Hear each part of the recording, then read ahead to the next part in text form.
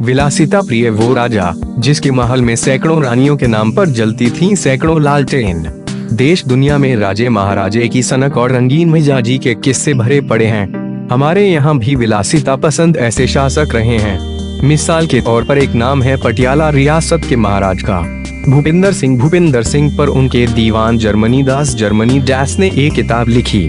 महाराजा नाम की इस किताब में उनकी रंगीन मिजाजी और सनक दोनों का ही जिक्र है। लगभग 4 दशक तक किया राज महाराज राजेंद्र सिंह की मौत के बाद महज 9 साल की उम्र में ही भूपेंद्र सिंह के पास पटियाला रियासत की बागडोर आ गई। हालांकि औपचारिक तौर पर उन्होंने राज्य की कमान 18 साल की उम्र में ली और अगले 38 सालों तक राज्य किया। इस दौरान महाराज की रंगीन मिजाजी के किस्से लगातार सामने आते रहे।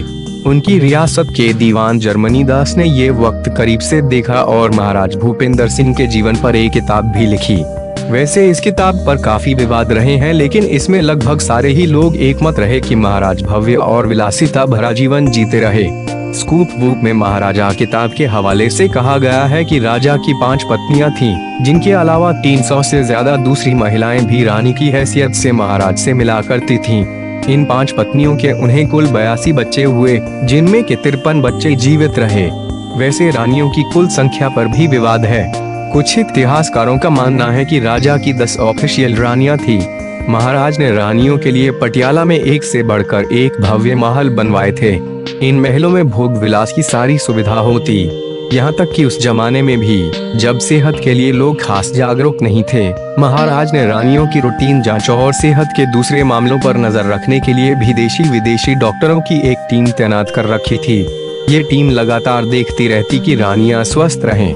इसके साथ ही रानियों की हेयर स्टाइल से लेकर नाक नक्श तक आधुनिक और खूबसूरत रहें। इसके लिए महाराज विदेशी हेयर ड्रेसरों और यहाँ तक कि प्लास्टिक सर्जनों की भी मदद लिया करते।